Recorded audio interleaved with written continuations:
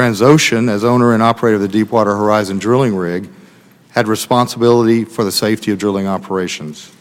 There was a sudden, catastrophic failure of the cement, the casing, or both. Had the BOP functioned as expected, this catastrophe may well not have occurred. We've heard all the oil executives basically point fingers like Absolutely. this. Yeah.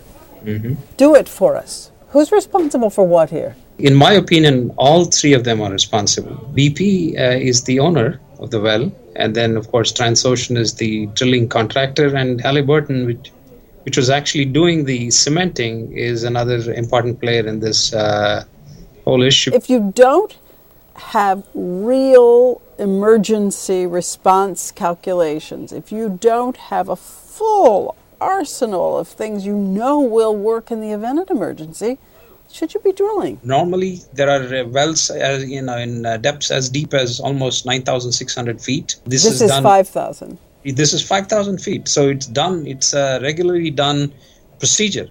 But, if things start failing, that's when these accidents happen. And obviously here, a series of failures occurred. When this, started happening, they tried to trigger the blowout preventer by trying to shut that off, and that didn't work. How many times has this happened and they had to use the blowout preventer and it did work? As documented by Minerals and Management Agency, they've documented about 13 blowouts and 39 blowouts, out of which 18 of them were in this kind of a situation where they had a cementing job going on and the blowout occurred. In many of those instances, the blowout preventer either did not work or partially worked.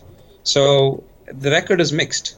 But if the blowout preventer doesn't work, mm-hmm. shouldn't you have a fail-safe prevention plan that will work to keep the oil from spewing into the Gulf and onto beaches and into fishing habitats?